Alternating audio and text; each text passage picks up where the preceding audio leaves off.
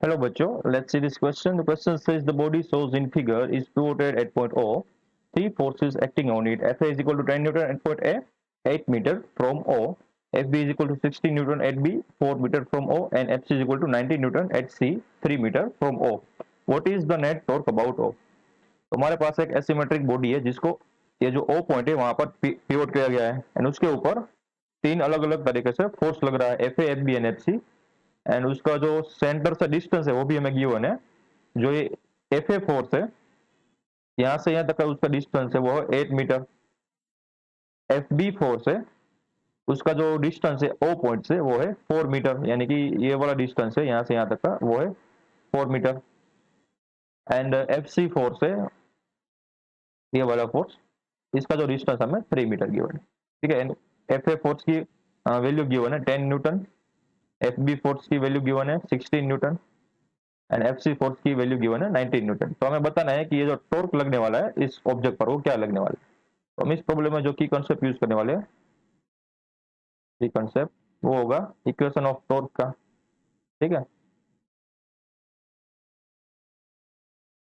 क्या होता है tau is equal to R cross F. Okay, तो पहले फाइंड करते हैं कि ये जो ए फोर्स है एफ ए फोर्स, ठीक है, उनकी वजह से कितना टॉर्क लग रहा है। अलग अलग फोर्स की वजह से जो अलग अलग टॉर्क लग रहा है तो हम इंडिविजुअली फाइंड करते हैं। तो उसके में हम दो कंपोनेंट निकाल सकते हैं। कैसे, ये जो लाइन अब देख रहे हो ये वाली लाइन, उसको मैं थोड़ा सा एक्सटेंड कर देता हूँ। ठीक है, एंड एक उसके टेंजेंशियल डायरेक्शन में आएगी, जो ये बॉडी है उसके टेंजेंशियल डायरेक्शन में, राइट। तो ये हमारी X axis and Y axis हम बोल सकते हैं for F A force, right. तो अब क्या होगा, देखो ये जो पूरा का पूरा एंगल है ये वाला एंगल वो तो 90 डिग्री बन गया। ठीक है, अब हमें पूरे का टोटल एंगल पता है 135 है। तो जो ये वाला एंगल बनेगा, मैं रेड तरीके पेन से दिखा रहा हूँ, ये वाला एंगल वो कितना बनेगा। ठीक है, तो 135 माइनस 90 तो 45 डिग्री एंगल बनेगा। तो सेम ये वाला जो ग्रीन वाला एंगल वो भी 45 डिग्री एंगल बनेगा। ठीक है, तो उसका कंपोनेंट क्या आएगा, तो ये वाला कंपोनेंट होगा वो होगा एफ ए कोस 45। ठीक है, कोई भी एंगल ले लो, दोनों में आंसर तो सेम ही आने वाला है। तो ये आएगा कोस 45 डिग्री एंड जो ये कंपोनेंट बनेगा एफ ए ये आएगा साइन 45 डिग्री। ठीक है, एंड सेम यहाँ पर भी मैं एफ सी के भी कंपोनेंट दिखा देता हूँ। यहाँ पर जो उसको लाइन ड्रॉ करते हैं एंड एक परपेंडिकुलर लाइन होगी ये वाली। ठीक है, अब हमें 160 डिग्री का एंगल गिवन है, बट ये एंगल पता है हमें, ये जो एंगल है वो 90 डिग्री एंगल है। ठीक है, तो जो ग्रीन वाला एंगल बनेगा वो कितना बनेगा 160 माइनस 90। तो 160 माइनस 90 करोगे तो 70 डिग्री का एंगल आएगा। ठीक है, ये वाला एंगल, क्योंकि पूरा का टोटल एंगल है हमारे पास 160 डिग्री एंड हमने वहां पर परपेंडिकुलर ड्रॉ कर दिया, तो 160 में से 90 बात कर दो तो 70 डिग्री बन जाएगा। ठीक है, green angle.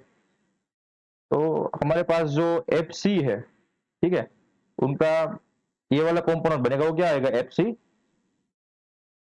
Sign 70 degree and जो लेफ्ट वाला कंपोनेंट आएगा उसको मैं ग्रीन कंपोनेंट से दिखाता हूँ, ये वाला यहाँ से एफ सी कोस 70 डिग्री। ठीक है, ये वाला कंपोनेंट है वो आएगा एंड एफ बी के को कंपोनेंट लेने की रिक्वायरमेंट है नहीं, क्योंकि वो ऑलरेडी परपेंडिकुलर डिग्री पे है। ठीक है, जैसे परपेंडिकुलर एंगल बना रहा है अपनी रेडियस एक्सिस के साथ। तो अब हम क्या करेंगे, जितने भी कंपोनेंट बन रहे हैं उन सभी के टॉर्क फाइंड कर लेते हैं।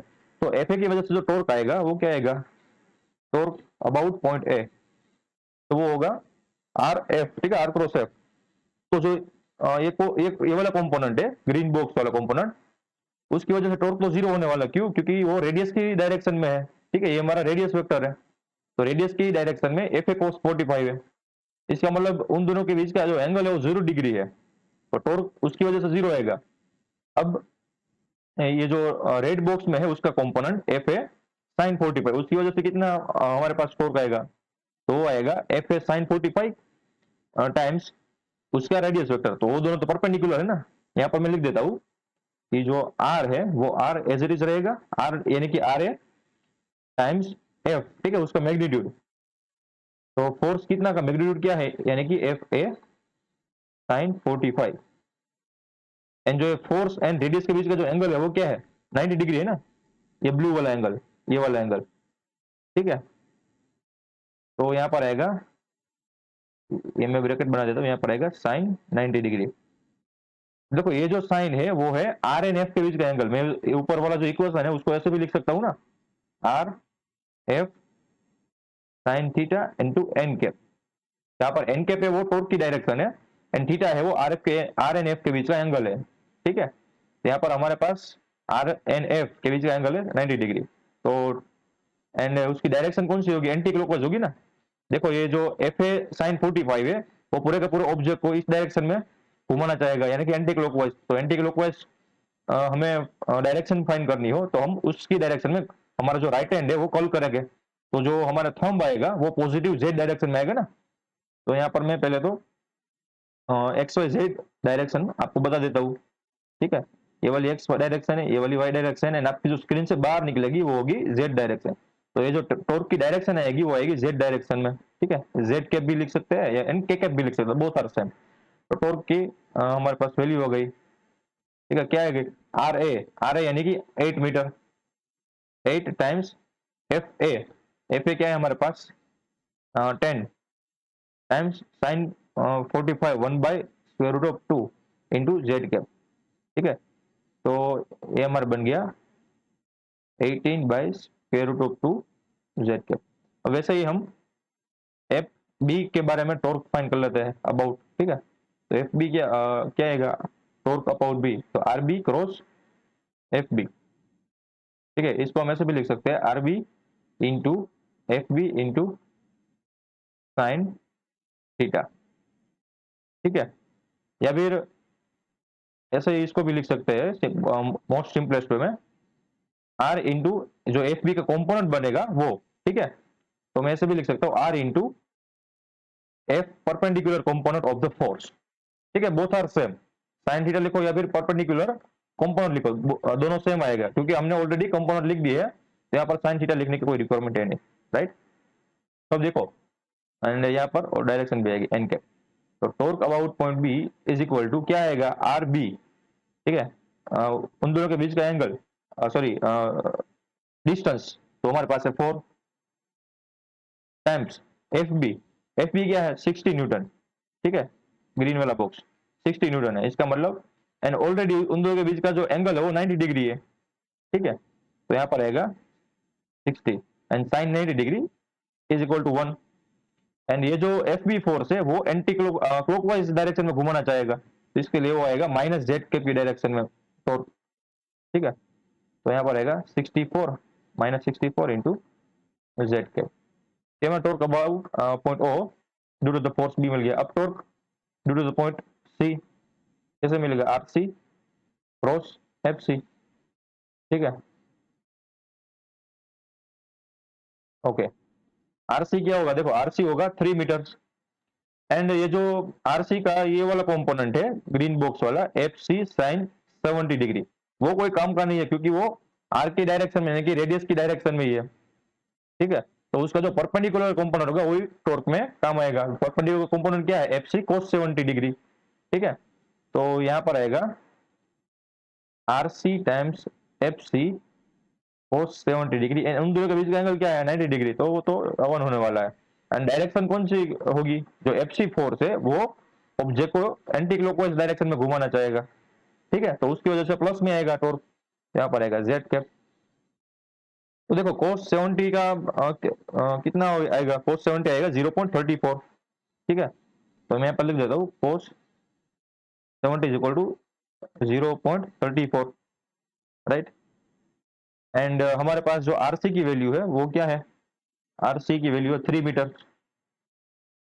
टाइम्स एफसी की वैल्यू है, तो एफसी की वैल्यू क्या है 19 न्यूटन, ठीक है। एंड हमारे पास cos 70 डिग्री की वैल्यू है 0.34, तो मल्टीप्लाई करते हैं 3 टाइम्स 19 टाइम्स 0.34, आंसर आएगा 19.38, ठीक है। 19.38 અને डायरेक्शन आएगी जेड के में। तो हमारे पास तीनों के तीनों टॉर्क आ गए, हम उसका सम करेंगे, ठीक है। तो सम करोगे तो आंसर क्या आएगा 80/√2, तो 80 के रूट ऑफ 2 करोगे तो इसका 56.56 आंसर आएगा, ठीक है ना। ये टॉर्क अबाउट ए का, ये यहाँ पर मैं लिख देता हूँ, torque about A, torque due to the B and plus torque due to the C. तो टॉर्क ड्यू टू ए क्या है हमारे पास, 56.56 जेड कैप की डायरेक्शन में। Torque about torque due to the point B क्या है, -64 जे कैप, ठीक है, -64 G cap, plus torque due to the C point 19.38 G cap. तब बस इसका अल्जेब्रिक एडिशन ही करना है, 56.56 -64 प्लस 19.38 करोगे तो आंसर आएगा 11.94 एन प्लस जे के डायरेक्शन में, ठीक है। तो ये हमारा आंसर आ गया। तो जो पूरा का पूरा ऑब्जेक्ट है वो एंटी क्लॉकवाइज घूमना स्टार्ट कर देगा due to this force, and जो टॉर्क की वैल्यू आएगी वो क्या आएगी, 11.94। I hope you understood it well. Best of luck.